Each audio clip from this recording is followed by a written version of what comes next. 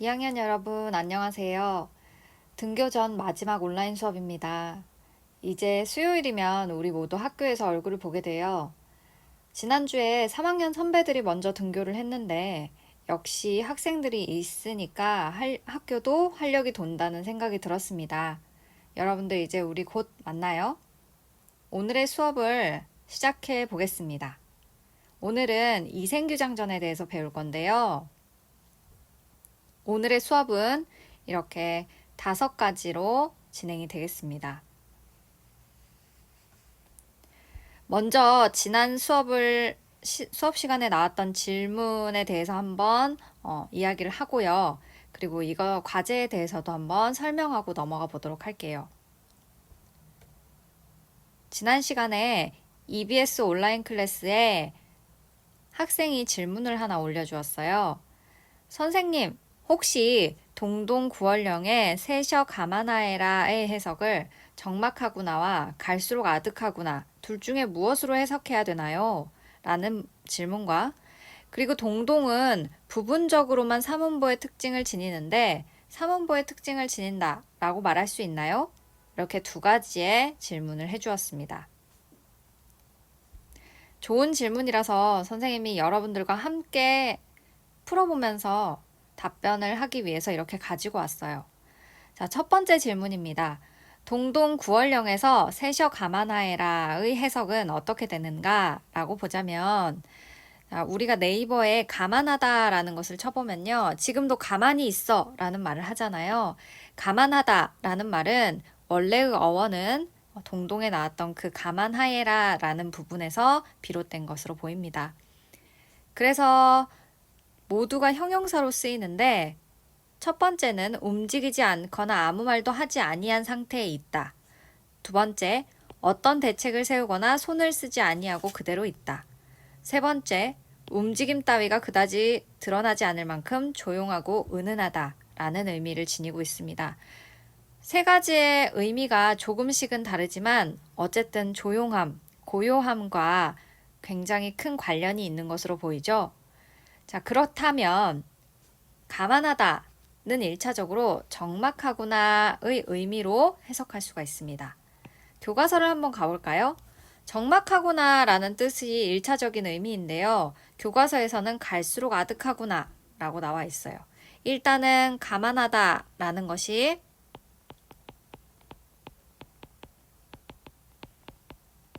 적막하다라는 1차적인 의미로 쓰인다는 것을 알고 이제 우리가 맥락 속에서 한번 파악해 볼까요? 지금 이 화자는 님을 사랑하고 있어요. 그죠? 그런데 이 님이랑 명절에 같이 있지 못해요. 지금 단절되어 있는 상태입니다. 자, 님과 단절되어 홀로 외롭게 살아가고 있는 화자가 명절에 국화전을 만들어 먹었나 봐요. 국화전을 만들어 먹었는데 국화전을 우리 아무리 맛있는 음식도 혼자 먹는 것보다 같이 먹는 게 더 좋잖아요. 그런데 혼자서 이렇게 국화전을 씹고 있으려니 너무나 사방이 적막한 겁니다. 자, 이러한 적막감 속에서 나와 님은 지금 같이 있지 않구나 라는 생각이 들면서 갈수록 아득해지는 느낌을 받게 되는 것이죠. 어떻게 본다면 학생이 질문한 그 내용의 모든 뜻이 다 맞다고 이야기할 수 있겠네요. 첫 번째로 단어의 의미상으로 보면 적막하구나 라는 의미로 해석이 가능하고요. 이 적막함으로 인해서 화자가 님과 내가 단절되어 있고 지금 함께 있지 않구나 라는 것을 알고 머릿속이 너무 아득해진다. 나의 님과 나는 가까이 있지 않구나 라는 생각을 가지게 되는 것이죠. 좋은 질문이었습니다. 2번째 질문입니다. 동동은 삼음보인가요? 라는 질문을 해주었어요. 아주 좋은 질문이라는 생각이 들어요.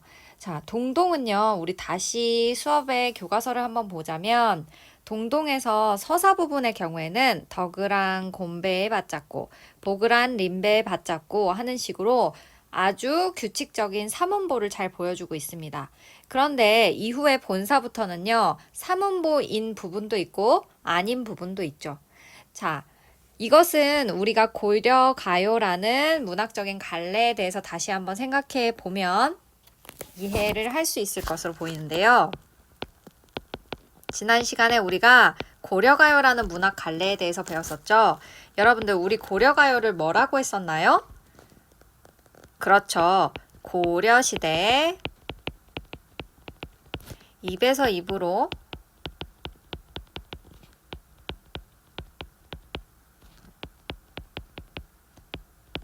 불리던 가요를 의미했습니다.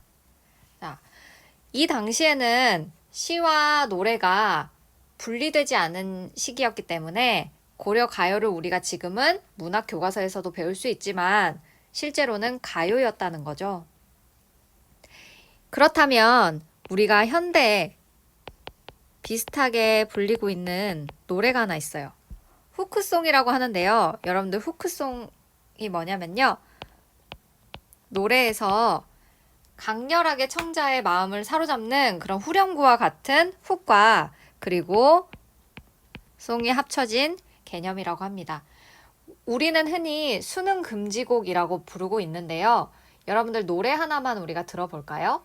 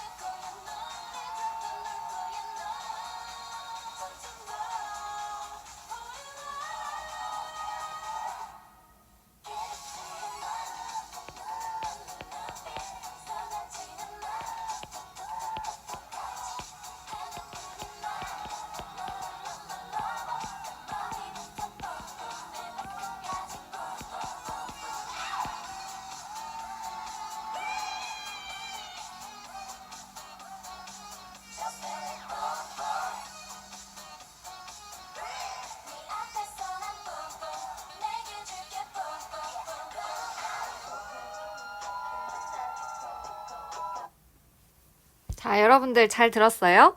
모모랜드의 뿜뿜이라는 노래입니다. 잠깐만 들어도 너무 신나죠? 자, 그런데 우리가 이 노래를 뿜뿜이라고 알고는 있지만 실제로 여기에 나와 있는 가사, 그 훅 부분은요, 몇 줄 되지 않아요. 하지만 우리의 어떤 시선을 강렬하게 끌어잡고 있기 때문에 이걸 후크송이다 라고도 부르기도 하고 수능 금지곡이다. 너무나 중독성이 있기 때문에 이렇게 부르기도 하죠. 고려가요도 이와 마찬가지입니다. 고려가요는요, 우리 또 문학 갈래 중에 하나인 시조와는 조금 다르게 명칭이 지어졌어요. 시조의 경우에는 형식적인 특징이 있습니다. 3장, 6구를 지녀야 되고요. 45자 내외여야 한다라는 이 문학 갈래상의 어떤 형식적인 기능이 분명합니다. 그런데 고려 가요 자체는요, 이 명칭이 지어졌을 때 형식과는 관계가 있지 않고 고려시대에 입에서 입으로 불리던 가요라는 것에서 문학 갈래가 출발했기 때문에요. 보편적인 특징으로는 삼음보에 그리고 분연체에 후렴구가 있지만 실제로 가요였기 때문에 모든 것이 다 삼음보, 분연체, 후렴구에 해당해야만 한다는 건 아니었다는 겁니다. 자, 그래서 다시 한번 보자면 그리고 고려가요가 처음에 이렇게 어떠한 문학갈래로 자리 잡기 위해서는 기록이 됐기 때문에 가능한 거였죠. 자, 그 기록은 바로 궁중의 연희에 사용되면서 이 서사 부분이 추가되면서 기록이 된 겁니다. 자, 그렇기 때문에 서사 부분에서 드러난 이 사문보의 특징이 고려가요에서 공통적으로 보이는 특징에도 있는 것과 맞구나라는 의미에서 동동을 사문보의 특성도 가지고 있다라고 볼 수 있다고 우리가 정리를 해보면 되겠습니다. 그렇지만 여러분들, 동동이 사문보만 가지고 있다라는 것은 정확하지 않은 표현이고요. 동동이 사문보의 특성도 가지고 있다라고 이야기하는 것이 적절한 표현이라고 우리 생각하고 넘어가도록 하겠습니다. 선생님이 이 질문을 해준 고마운 학생의 이름을 몰라요. 그래서 이 학생 혹시 이번에 수요일에 개학하게 되면 선생님한테 꼭 찾아와 주세요. 좋은 질문 고맙습니다. 자, 이제 오늘 배울 내용인 이생규장전 우리가 다시 한번 작품 소개를 하고 넘어가도록 할게요. 여러분들 지난 시간에 선생님이 내준 과제가요. 이생규장전 다 읽어보기였어요. 읽어보았나요? 읽어보았다고 선생님은 생각을 하고요. 이제 그러면 작품 소개를 할 텐데요. 오늘 작품 소개는 항상 우리가 먼저 다운로드 받은 학습지와 함께 할 겁니다. 학습지 한번 펼쳐볼까요? 학습지 지금 이렇게 1페이지, 그리고 2페이지, 3페이지로 되어 있어요. 다들 여러분들 다운로드 받았죠? 학습지를 한번 같이 보도록 하겠습니다. 이생규장전은 김시습이라는 사람이 지었는데요. 우리 김시습에 대해서 먼저 한번 알아보도록 할까요? 2페이지 한번 보세요. 김시습은요, 세종 17년부터 성종 24년까지 살았던 인물입니다. 이 사람은 여기 생애가 잘 나와 있는데 중요한 부분은 우리가 알아야 될 부분은 이 두 번째 단락 부분이에요.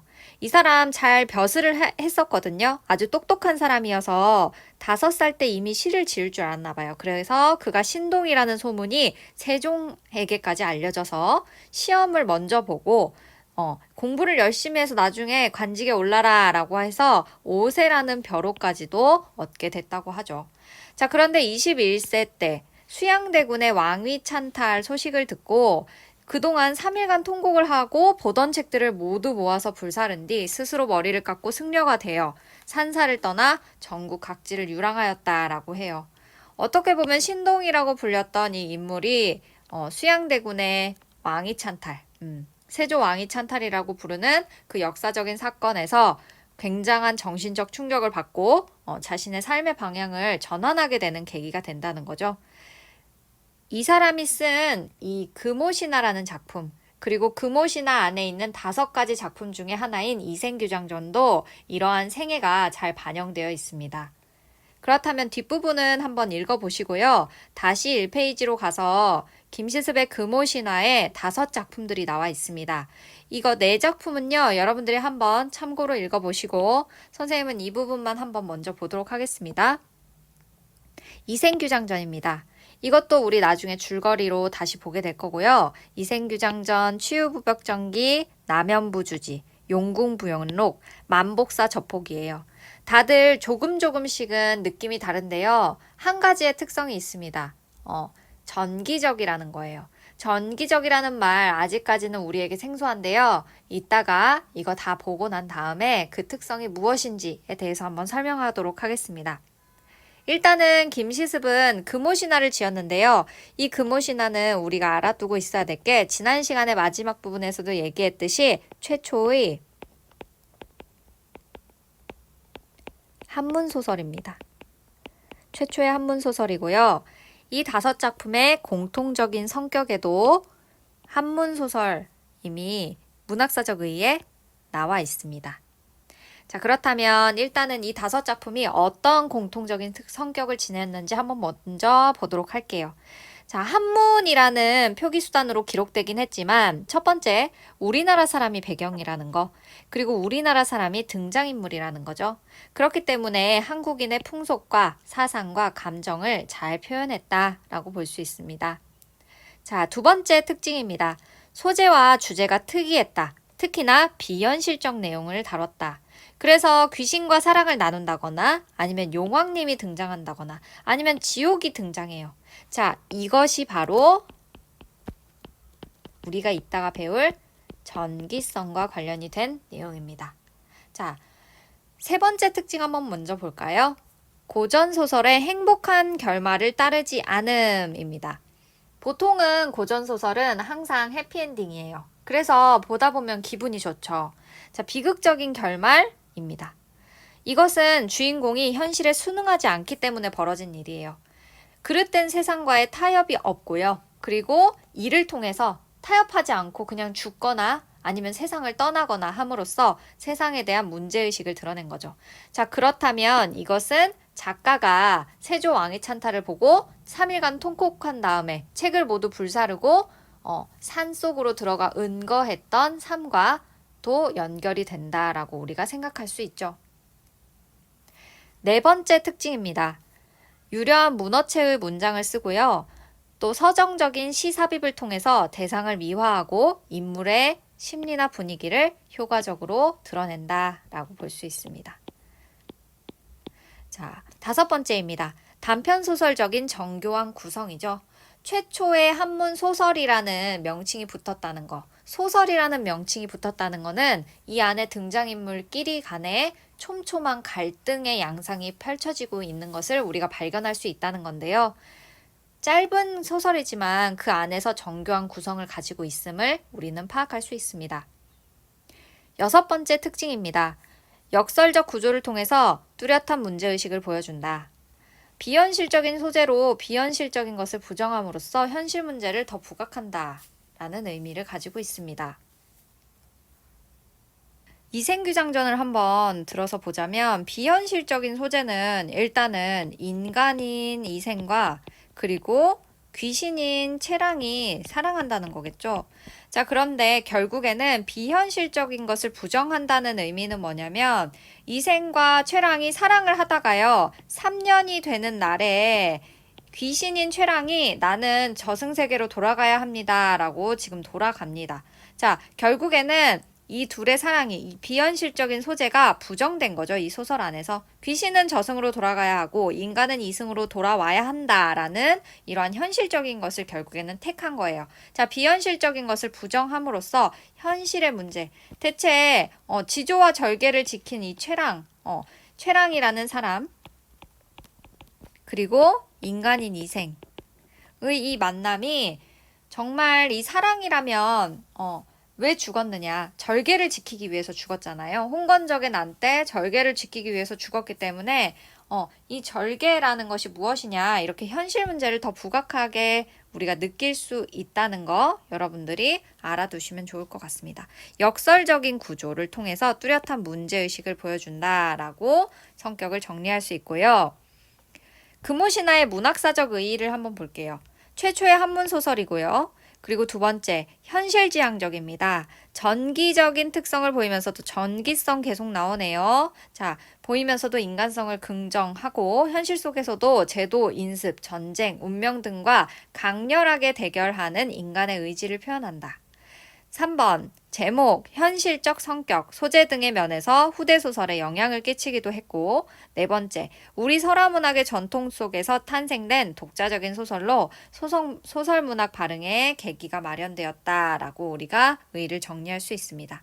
하지만 이 금오신화에 한계가 있었는데요. 이 부분은 보시면 너무 많은 시로 인해서 본격적인 장르 성격이 약화됐다. 우리가 시면 시, 소설이면 소설 이렇게 장르가 나눠져 있는데 이 이생규장전의 경우에도 앞서 생략된 부분 에도 시가 많이 실려 있고 그리고 여기 우리 교과서에 실린 부분에도 시가 하나 실려 있죠.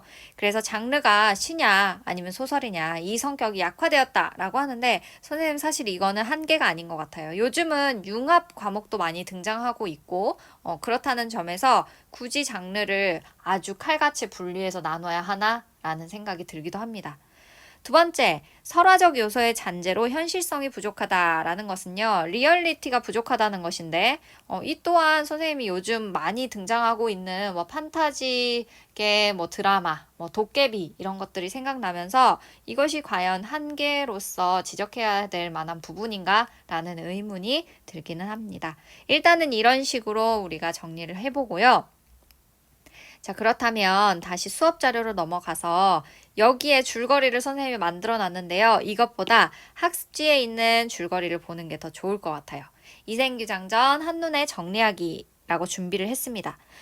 자, 우리 지금 과제 다 했다고 생각은 하는데 과제를 안 본 친구들도 있기 때문에 한번 다시 정리를 해드리면 이생이라는 사람이 있었어요. 이 사람 되게 잘생겼고요. 그리고 타고난 재주도 많고 머리도 비상해요. 그리고 국학에 다니는 서생이었습니다. 자, 그리고 최랑이라는 여자 등장인물은요, 아주 요염한 맵시를 지녔다고 설명이 돼요. 이 소설 안에서. 그리고 자수, 바느질이나 시부, 뭐 시를 읊고 뭐 이렇게 하는 것들에 뛰어나다라고 볼 수 있습니다. 그래서 이생이 집에 가다가 훌쩍 이렇게 담을 넘어서 이렇게 보면서 서로 호감을 느끼게 되는 거예요. 자, 이생규장전이라는 말 자체가요. 이생규장전이라는 말 자체가 바로 이씨성을 가진 서생이 담장안을 엿봤다라는 이야기라는 의미를 가지고 있습니다. 우리가 고전 문학을 접할 때 제목의 의미를 파악하면 내용의 절반 정도는 금방 이해할 수 있어요. 그래서 지금 생은 젊은 남자를 의미하고요. 서생을 의미하는 말입니다. 그래서 이서생이 담장안을 엿본 이유가 당연히 마음에 드는 여인을 보기 위함이었고 그것이 바로 사랑의 시작이 된다고 우리가 알 수 있겠죠. 자, 그래서 결국에 너무 이생이 최랑을 사랑한 나머지 시를 주고받으면서 만납니다. 자, 그래서 하지만 이 부분에서 이제 이생이요, 조금 더 소극적인 모습을 보여요. 들킬까봐 걱정되는 마음을 보이는데, 최랑이요, 괜찮습니다. 라고 안심시킵니다. 최랑이 좀 더 적극적인 모습을 보여줘요. 자, 그런데 아니나 다를까 이생 부모가 반대를 합니다. 아니, 어떻게 지금 여염집 여자와 이렇게 중매를 거치지 않고 사랑에 빠질 수가 있어? 이러면서 자유연애를 전혀 생각하지 않는 봉건적인 사회구조의 모습을 잘 보여주고요. 결국에 이생은 부모 뜻에 따라서 울주로 쫓겨가게 됩니다. 그리고 최랑은 상사병에 걸려요. 그러면서 나 병에 걸려서 죽겠으니까 이생 한 번만 보게 해줘 라고 하면서 아주 적극적으로 부모를 설득합니다. 결국에 최랑이 부모를 설득해서요, 결혼에 성공해요. 자, 그리고 행복한 시간을 가지다가 홍건적의 난이라는 전쟁이 등장합니다. 그래서 이생은요, 도망쳤어요, 또. 하지만 최랑은요, 홍건적으로부터 정절을 지키고, 결국에 이생에 대한 의리를 지키고 죽음을 맞이합니다. 자, 그리고 최랑이요, 죽기에는 너무나 이생을 사랑했기 때문에 다시 귀신으로 태어나요. 그래서 또 사랑을 하다가 결국에는 이것은 삶과 죽음을 가르는 명부의 법칙이기 때문에 우리가 거스를 수 없습니다 라고 하면서 최랑은 저승으로 가게 되고요. 영원한 이별을 맞게 되죠. 하지만 이생도 최랑을 그리워하면서 벼슬이나 관직에도 나가지 않고 그냥 조용히 응거하다가 죽음을 맞아요. 자, 그래서 죽음을 초월한 남녀간의 지극한 사랑이라는 주제의식을 잘 보여주고 있다라고 정리가 가능합니다. 자, 그래서 우리가 여기에서 보면 이생규장전에서 선생님이 세 가지 중요하게 생각하는 것이 이렇게 정리를 해놨는데, 전기적인 특성과 그리고 서정시를 삽입했다는 것, 그리고 절개를 중시하는 유교적 성격을 가졌다는 것, 이거는 최랑을 의미하는 거예요. 자, 그러면 여기에 대해서 한번 우리가 알아보도록 하겠습니다. 첫 번째, 전기적이라는 것입니다. 우리 앞선 학습지에서는 전기성과 같은 말로 많이 등장했는데요. 전할 전자에 기이할 기를 써서 이 의미는 전해져 내려오는 기이한 이야기의 성격을 의미합니다. 전기성이란 바로 이런 것이고요. 이생규장전의 전기적인 특성으로 작품에서는 귀신과 인간의 사랑이 나옵니다. 이것을 인귀라고 이야기를 하고요. 인간과 귀신이 이승과 저승을 교환하며 사랑한다는 의미로 인귀교환 모티프라고도 합니다. 이것을 한자로 표현하면 명혼설화가 되지요. 덧붙인다면 이생규장전은 염정소설이라고도 합니다. 염정소설은 사랑 이야기를 다룬 작품을 의미를 해요. 자, 그래서 전기성에 대해서 우리가 이렇게 알아봤고요. 두 번째입니다. 서정시의 삽입입니다. 이생과 최랑이 만나는 과정, 이생과 최랑이 이별하는 장면에서 주고받았던 시가 있습니다. 교과서에는 이생과 최랑이 이별하는 장면에서 삽입된 시가 등장합니다. 우리는 이와 관련해 소설 속에 삽입된 시의 기능을 확인할 수 있어요. 이따가 본문을 읽으면서 확인해 보도록 해요. 세 번째입니다. 절개를 중시하는 유교적 성격이에요. 이생은 이승의 사람이고요. 최랑은 저승의 귀신입니다. 최여인이 죽은 이유는 홍건적의 난에서 홍건적에게 저항한 까닭이죠. 저항의 이유는 아마도 정조를 잃지는 않았지만 부분에서 알 수 있듯이 이생에 대한 절개를 지키기 위함이었을 거예요. 이를 통해서 최랑은 절개를 중시하는 의지가 강한 인물이라고 알 수 있습니다. 자, 여기서 플러스 해본다면 최랑의 의지적인 절개에 담겨있는 속뜻이 있습니다. 이생규장전을 지은 김시습이라는 사람에 대해서 알면 작품의 의미가 다양하게 보입니다. 김시습이라는 사람은 학습지 우리가 이전에 봤던 내용을 보자면 수양대군의 왕위 찬탈 소식을 듣고 책들을 모두 모아 불사른 뒤에 은거하게 됐죠. 각지를 유랑하게 됐습니다. 자, 이에 분노해서 모든 것들을 버리고 방랑한 것인데, 자, 이것은요, 이 당시에 사육신과 생육신이 있었잖아요. 이들만이 이 수양대군의 세조의 왕위 찬탈을 반대하고 단종이라는 왕만을 모시는 충신들이 아니었다는 겁니다. 김시습 또한 벼슬을 그 당시에 하지는 않았지만 단종을 나의 왕이라고 생각하고 왕의 정통성을 잇는 사람은 세조가 아니라 단종이다라는 자신의 신념을 가지고 있었죠. 어떻게 보면 관직에 가면 승승장구했을지도 모르는 사람인데 책들을 모두 모아서 불사르고 전국을 유랑하면서 다녔다는 것은 단종에 대한 절개를 지켰다고 볼 수 있습니다. 이러한 김시습의 어떤 마음이 이생규장전에서 최랑이라는 사람을 등장시키게 된 요소가 됐다고 우리가 이야기를 할 수 있겠습니다. 작품에 대해서 차곡차곡 배경 지식을 쌓아 올렸으니까 본격적으로 우리 교과서를 한번 분석해 볼까요? 교과서 200페이지를 한번 봅시다. 함께 교과서를 읽기 전에 우리가 중요하다고 생각했던 내용을 여기다가 적고 작품을 읽으면 더 도움이 될 것 같아요. 자, 전기성, 서정시, 그리고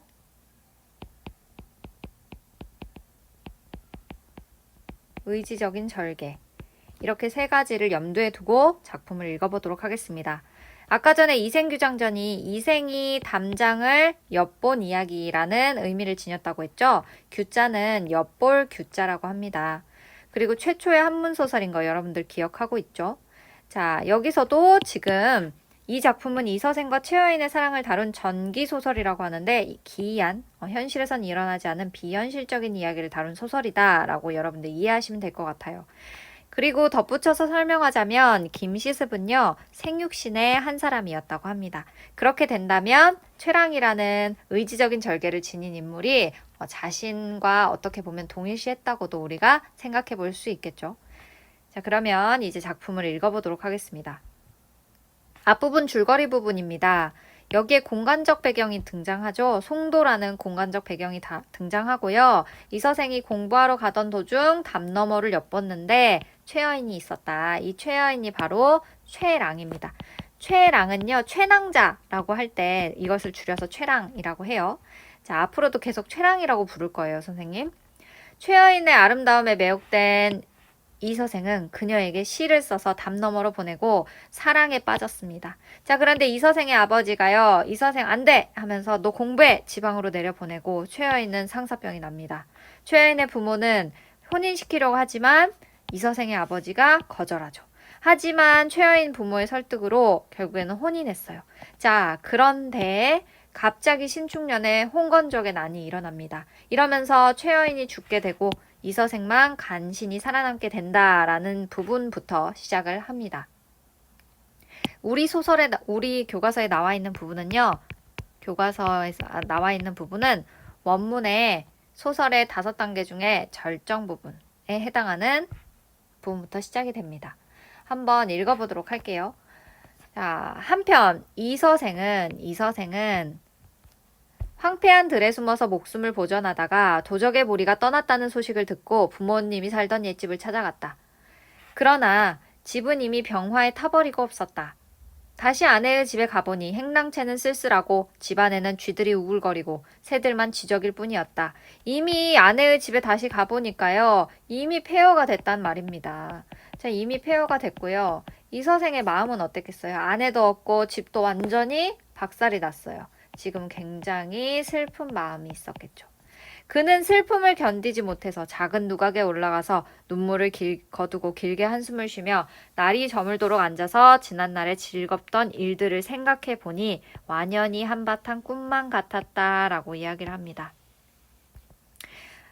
모든 일들이요. 마치 한바탕에 그냥 꿈과 같았다. 이게 일어난 건지 안 일어난 건지 이게 느낌이 오지 않는다라는 유사한 의미의 사자성어가 있어요. 일장춘몽입니다. 한바탕의 봄꿈이라는 의미를 가졌습니다. 이러한 맥락에서 일장춘몽이라는 고사성어를 사용할 수 있습니다. 그 다음 장으로 한번 넘어가 볼까요? 그 다음 장으로 한번 넘어가 보세요. 자, 이런 상황에서 밤중에 거의 되자 희미한 달빛이 대들보를 비추는데 낭하에서 발자국 소리가 들려왔다. 그 소리는 먼 데서 차차 가까이 다가왔다라는 겁니다. 엄청 무섭겠죠. 폐허가 된 집에서, 폐가에서 갑자기 발자국 소리가 막 들려오는 겁니다. 복도에서 너무 무섭잖아요. 자, 그런데 가까이 다가왔대요. 더 무섭죠. 그런데 살펴보니 사랑하는 아내가 거기 있었다라고 합니다. 아내는 이미 죽었는데요. 사랑하는 아내가 거기 있었다는 겁니다. 이것은 최낭자가 환생한 거죠. 환신한 겁니다. 그죠? 자, 여기에서 우리는 비현실적이다. 비현실적 내용이구나. 죽었는데 살아 돌아오다니. 비현실적 내용이다. 그리고 이것의 성격은 전기적인 요소를 지녔구나 라는 것을 우리가 파악할 수 있습니다. 이어서 읽어보겠습니다.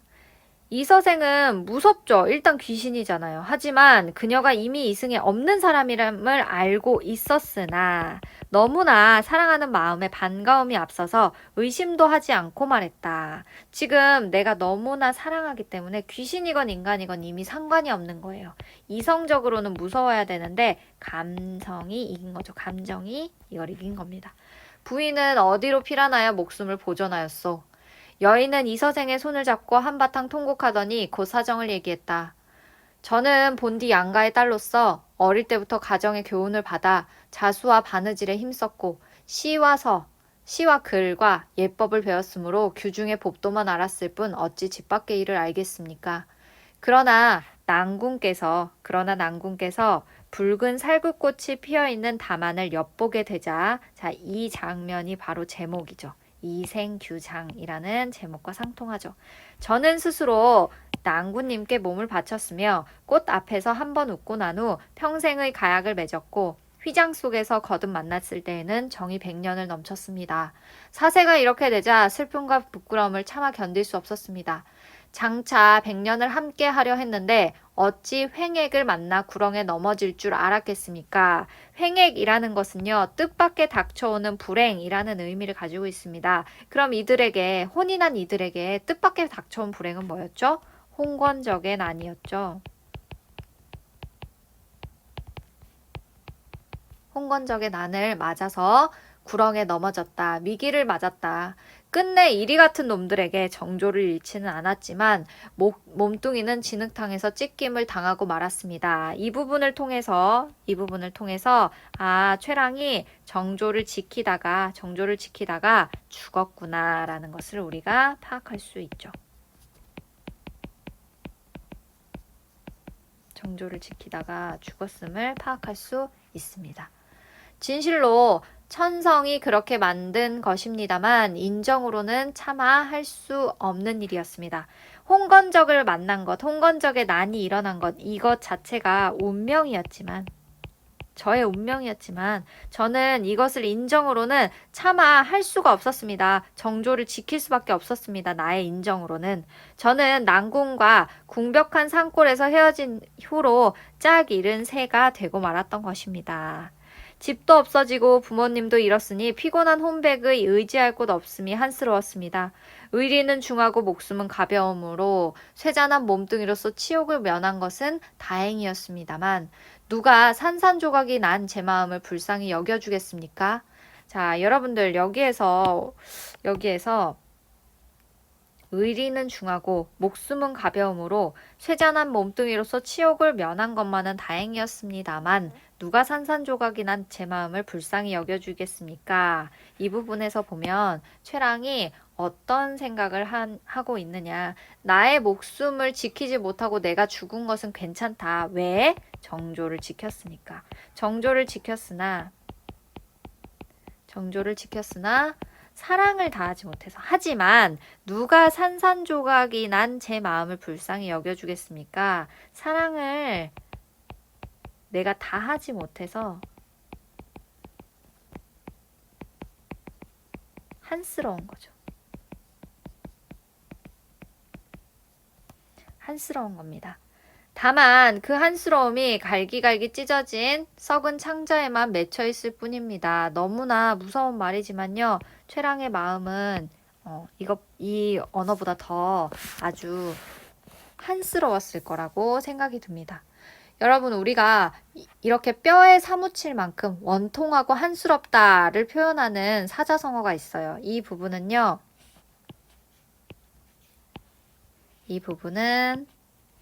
자, 이것과 유사한 상황을 드러내는 사자성어로 각골통한이라는 말이 있습니다.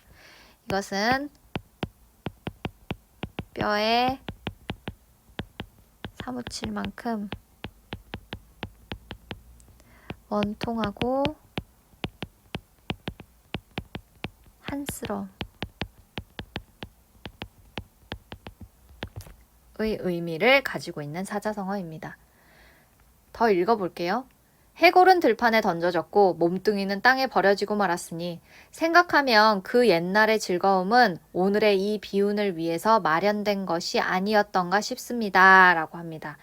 자, 여기에서도요. 생각하면 옛날의 즐거움은 오늘의 이 비운을 위해 마련된 것이 아니었던가 싶습니다. 자, 이 부분도요. 유사한 사자성어가 있습니다. 바로 흥진비례라는 사자성어인데요. 이것은 즐거운 일이 지나가면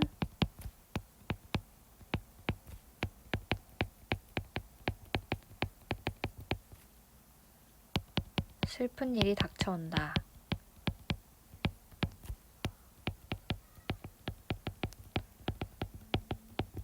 라는 의미를 가지고 있습니다. 이어서 읽어보도록 하겠습니다. 그러나 이제 봄바람이 깊은 골짜기에 불어와서 제 환신이 이승에 되돌아왔습니다.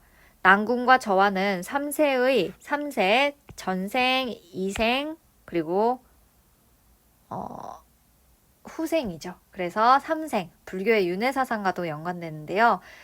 이렇게 3세의 깊은 인연이 맺어져 있는 몸, 오랫동안 뵙지 못한 정을 이제 되살려서 결코 옛날의 맹세를 저버리지 않겠습니다.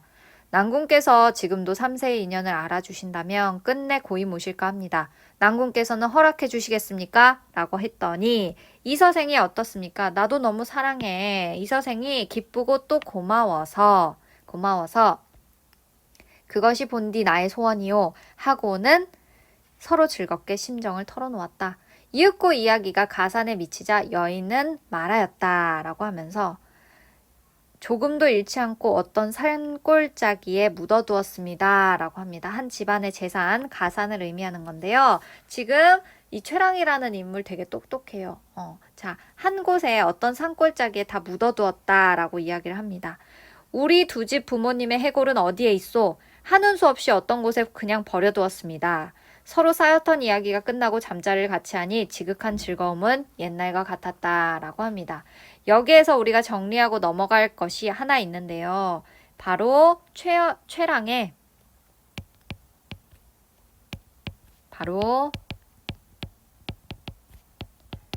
최랑의 환생.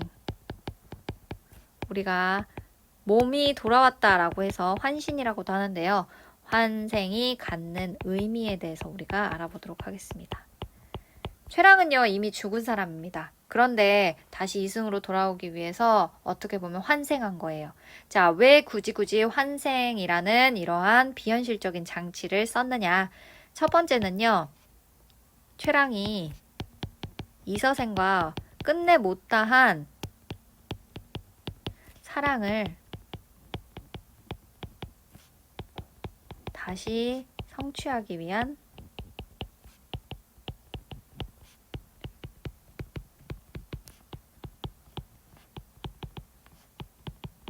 의도적 장치를 사용한 것이고요.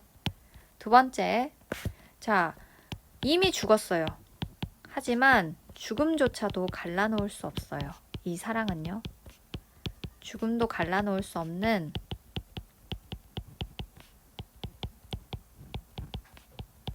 사랑을 통해서 부당한 현실, 부당하게 죽어야만 했던 이 현실에 대한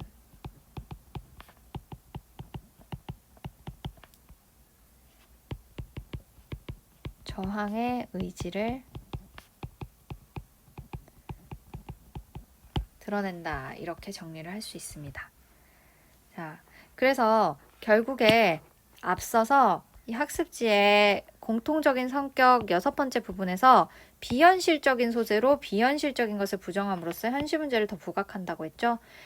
죽음도 갈라놓을 수 없는 겁니다. 죽음을 갈라놓을 수 없기 때문에 비현실적인 소재인 이 환생을 통해서 결국에 이 현실에 대해서 저항의 의지를 드러내고 있다라고 볼 수 있겠죠. 자, 그러면 뒤이어서 더 읽어보도록 할게요. 이튿날 여인은 이서생과 함께 가서 매장한 곳을 찾으니 거기에는 금은 몇 덩어리와 재물이 약간 있었다. 그들은 두 집 부모의 해고를 거두고 금은과 재물을 팔아서 각각 오관산 기슭에 합장하고는 나무를 세우고 제사를 지내 모든 예절을 다 마쳤다. 그 후 이서생은 벼슬을 구하지 않고 아내와 함께 살게 되니 피랑 같던 노복들도 찾아왔다. 이서생은 이로부터 인간의 모든 일을 완전히 잊고서 친척과 손님의 기륭사에도 문을 닫고 나가지 않았으며 라고 합니다. 자, 어떤 곳에도 문을 닫고 나가지 않아요. 자, 어떤 곳에도 가지 않습니다. 여기에 해당하는 사자성어가 있죠. 이거를 우리가 두문불출한다 라고 이야기를 합니다. 어디에도 가지 않고 그냥 집에만 있는 거예요. 아무데도 나타나지 않는다 라는 의미. 자, 벼슬을 구하지 않는다는 것은 결국에는 부귀공명보다 이 사람 지금 부귀공명보다 사랑을 더 중요하게 생각하고 있구나 라는 거. 세월을 보냈다 라고 이야기를 합니다. 여기까지가 지금 소설의 5단계 중에 절정 부분이고요. 절정 위기 부분까지고요. 자, 이제 결말 부분에 해당하는 것을 우리가 보도록 하겠습니다. 결말 부분에 가기 전에 지금까지 했던 내용 중에 학습 활동에서 정리할 수 있는 부분이 있습니다. 이거 한번 정리하고 가도록 할게요. 학습 활동은 페이지 205쪽이고요. 자, 이 부분 한번 보겠습니다. 1번입니다. 이 작품을 감상하고 작품의 주요 사건과 관련하여 등장인물의 특징을 파악해보자 라고 하는데요. 첫 번째 시련과 두 번째 시련, 세 번째 시련이 이 작품에 등장합니다. 이미 시련은 모두 다 나왔어요. 하지만 줄거리 부분에 첫 번째, 두 번째 시련이 있고요. 세 번째 시련만 우리가 아직 남아 있는데 첫 번째 시련과 두 번째 시련 보겠습니다. 자, 첫 번째는요. 이서생의 부모가 집안의 문벌 차이를 이유로 혼인을 반대했다라고 했는데요. 결국에 그 결과 어떻게 됐다고 했어요. 아까 전에 말했듯이 이서생은 부모에게 순응적입니다. 그죠? 부모의 뜻에 따라서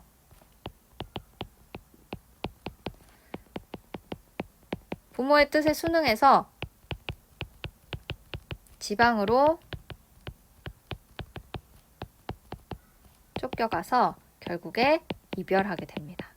그리고 최랑이 상사병에 걸리죠. 이걸로 인해서 결국에 상사병에 걸려요. 최랑은.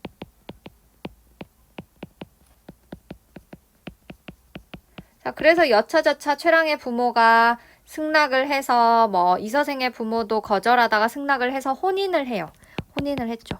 자, 이제 시련이 없을 줄 알았더니 두 번째 시련이 있습니다. 이게 바로 방금 전에 봤던 홍건적의 난이죠. 온 가족이 흩어집니다. 온 가족이 흩어지고요. 이 시련의 결과로 최여인, 최랑은요. 홍건적에게 죽임을 당하게 됩니다. 자, 이제 세 번째 시련입니다. 세 번째 시련, 이전에요. 결국에 또 만나요. 어떻게 만나요? 최랑이 환생하게 되죠. 그런 다음에 세 번째 시련이 등장합니다.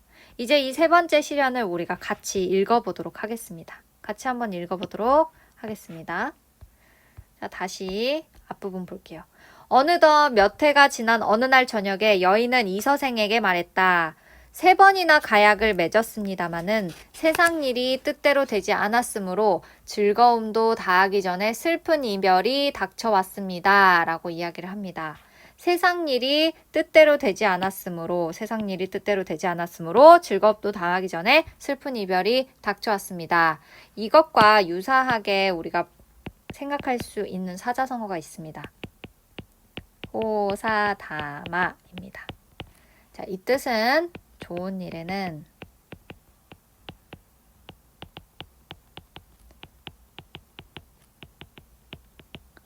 방해되는 일이 많음.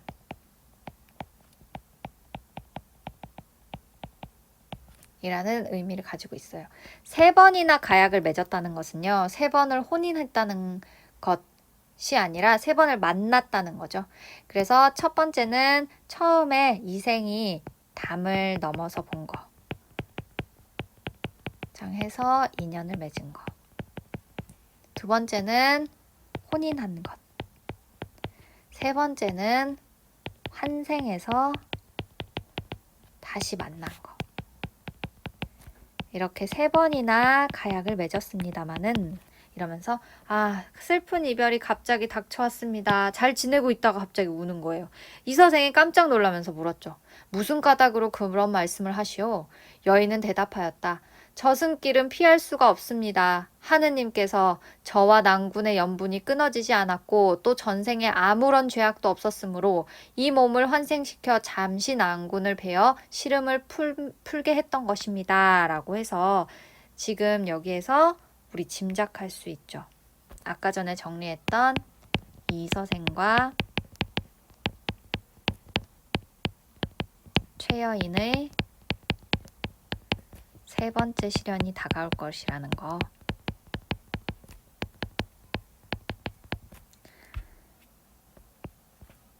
자, 그러나 오랫동안 인간 세상에 머물러 있으면서 산 사람을 유혹할 수는 없습니다. 라고 이야기를 합니다.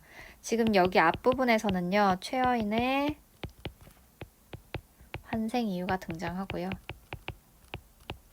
아니, 갑자기 왜 귀신이 돼가지고 죽었는데 어떻게 이 인간하고 같이 사랑을 나누면서 이렇게 오랫동안 살 수가 있어? 라고 생각하는 그것에 대한 이유가 등장한 거죠. 이것을 굳이 넣은 이유는 사건을 전개하는데 개연성을 넣어주기 위함입니다. 우리 이 이생규장전, 이생규장전이 속해 있는 이 금오신화가 한문으로 기록되었지만 최초의 소설이라고 했죠.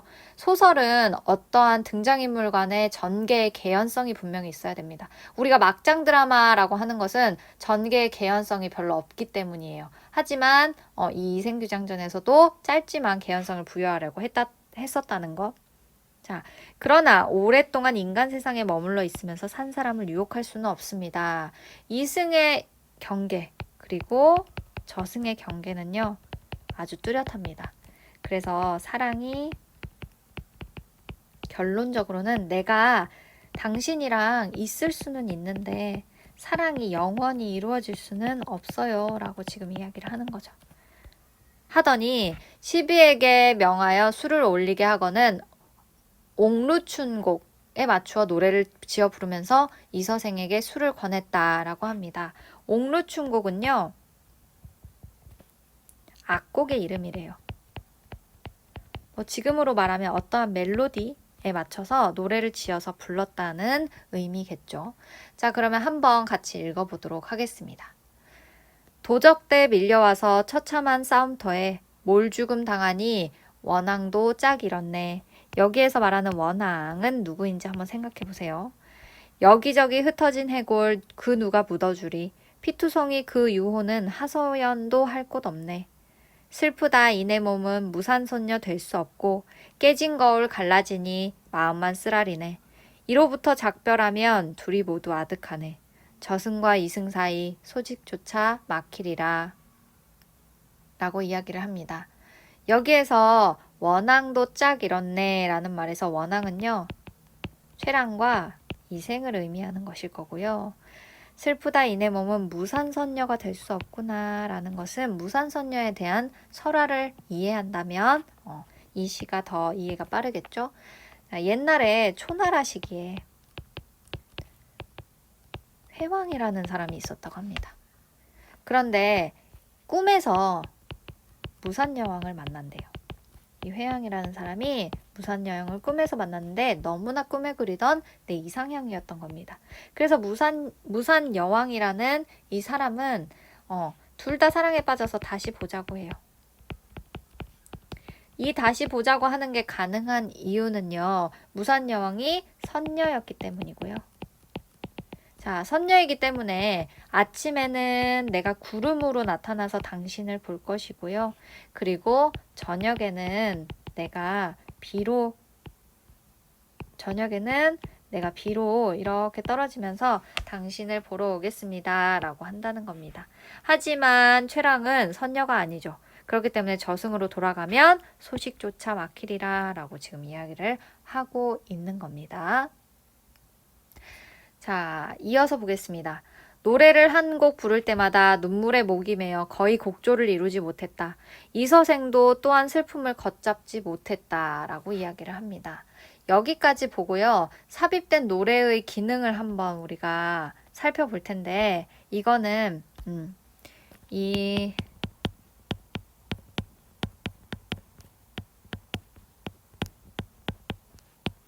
삽입시의 기능은 우리가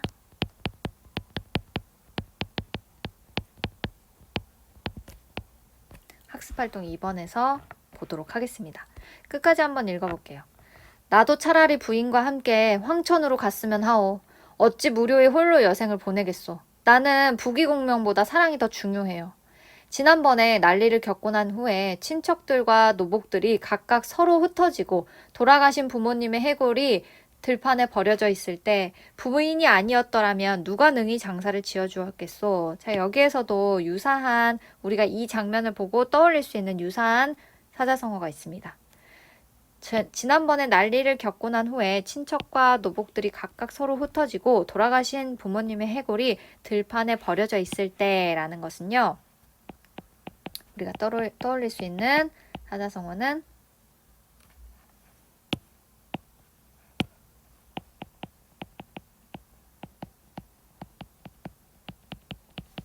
풍비박산입니다.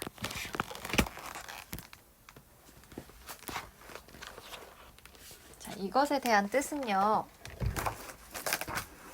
네, 지금 바로 검색을 해볼게요. 정확한 뜻은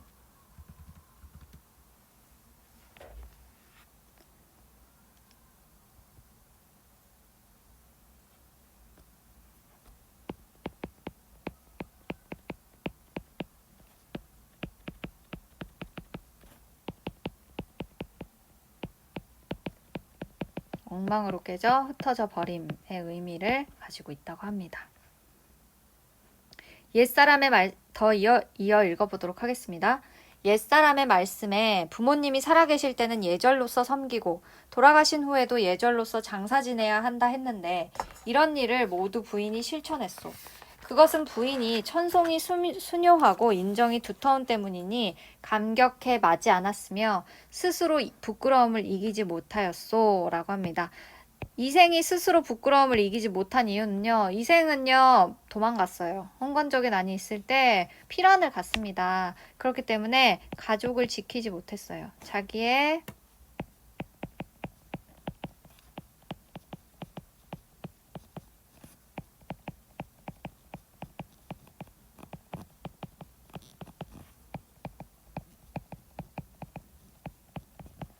죄책감이 있다는 거죠. 부인은 이승에서 오래 살다가 100년 후에 같이 세상을 떠나는 것이 어떻겠소? 라고 이야기를 합니다. 아내에 대한 고마움도 여기에는 들어가 있는 거죠. 아내의 고마움. 여인은 대답했다.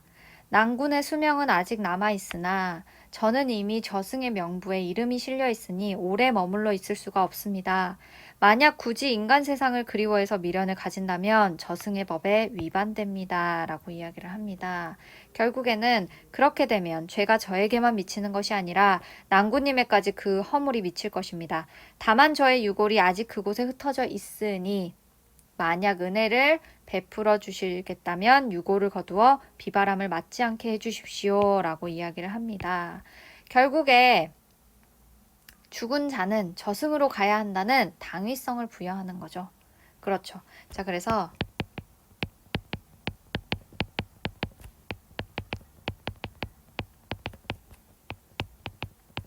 죽은 자는 저승에 가야 한다라는 어떠한 당위성을 부여합니다.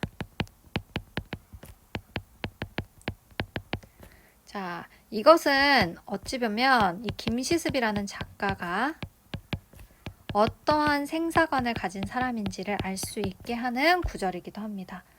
잠시나마 이승에 머무를 수는 있어. 하지만 죽은 사람은 저승에 있어야 하고 산 사람은 이승에 있어야 돼 라는 생사관을 엿볼 수 있다라고 볼 수 있습니다. 자, 지금 계속 몇 번이고 왔다 갔다 이별과 만남을 반복하고 있어요. 그렇죠? 자, 학습활동으로 잠깐 다시 넘어가서 우리가 정리를 더 해볼까요? 학습활동으로 잠깐 넘어가서 보시면 자, 이제 세 번째 시련은 우리가 적을 수가 있을 것 같아요. 이승과 저승을 가르는 명부의 법칙으로 최여인이 저승으로 돌아감 이라고 볼 수 있습니다. 이제 이 실현의 결과를 한번 쭉 지켜보도록 하겠습니다. 자, 두 사람은 서로 바라보며 눈물을 흘렸다. 잠시 후에 여인은 말했다. 낭군님, 부디 안녕히 계십시오. 말을 마치자 점점 사라져서 마침내 종적을 감추었다. 이서생은 아내가 말한 대로 그녀의 해골을 거두어 부모의 무덤 곁에 장사를 지내주었다. 그 후 이서생은 아내를 지극히 생각한 나머지 병이 나서 두서 달 만에 그도 세상을 떠났다. 자, 그래서 지금 결말이 어떻게 됐습니까? 해피엔딩이 아니라 새드엔딩이죠. 그래서 비극적인 결말을 맞이했다라는 거. 자, 이 비극적인 결말은 우리가 작가와 한번 연관돼서 생각해 본다면 김시습의 생애를 우리가 돌아볼 때 현실에 대한 지금 왕의 정통성도 없는 세조가 지금 왕위를 찬탈한 겁니다. 자, 이러한 현실에 대한 저항을 드러내고 있다. 이것을 내가 직접적으로 표현할 수 없기 때문에 이서생과 최랑의 사랑을 통해서 그리고 최랑이 가지고 있는 이 절개를 통해서 간접적으로 드러내고 그리고 이서생 또한 현실에 나아가지 않고 그냥 병이 나서 두서 달 만에 그대로 현실을 저버린 세상을 떠난 이 모습이 김시습의 생애와도 현실에 대한 저항을 드러냈던 이 생애와도 연관된다라고 우리가 정리를 할 수 있습니다. 자, 조금 남은 부분 한번 읽어볼까요? 이 사실을 들은 사람들은 모두 슬퍼하고 탄식하면서 그들의 절개를 사모하지 않는 사람이 없었다라고 합니다. 여기서 끝나도 되는 일이에요. 사실은 그도 세상을 떠났다라고 해도 거기서 끝나도 사실 상관이 없는 이야기인데 이 사실을 들은 사람들은 모두 슬퍼하고 탄식하면서 이 부분이 등장한 겁니다. 제가 이 부분을 굳이 넣은 이유는요. 이야기 밖에 또 다른 이야기를 두는 거죠. 또 다른 이야기를 둬서 이 이야기를 듣고 이 당시에도 그의 절개를 사모하지 않는 사람이 없었구나. 결국에는 죽음을 뛰어넘은 이들의 사랑, 최랑의 절개 이런 것들이 굉장히 높이 칭송받아야 마땅한 일이다 라고 하면서 주제의식을 이들의 사랑, 이들의 절개를 강조하는 효과를 지니고 있습니다. 자, 그러면 우리가 이렇게 해서 한번 작품을 다 분석을 해봤어요. 이제 학습활동 이 부분 우리가 정리할 수 있는데요. 세 번째 실현으로 인해서 결국에는 이생과 최랑이 이별하게 됩니다. 그리고 이서생은 죽음을 맞이하게 돼요. 자, 지금 만남과 이별이 계속 반복되고 있어요. 그죠? 자, 그렇다면 여기에서 우리가 알 수 있는 것 있습니다. 여기에서 알 수 있는 것은요. 만남과 이별이 계속 반복됩니다. 계속 만나서 행복할 듯 하다가 또 이별하고 또 만나서 행복할 듯 하다가 이별하고 감정이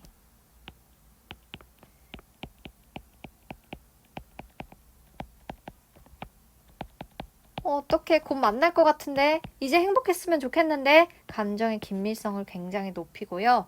그리고 이렇게 만나도 또다시 헤어지는구나 라고 하면서 결말의 비극성을 보여준다라고 정리할 수 있겠습니다. 이렇게 해서 우리가 본문까지 한번 읽어봤고요. 이제 이어지는 영상에서 우리가 나머지 학습활동 정리하고 마무리하도록 하겠습니다.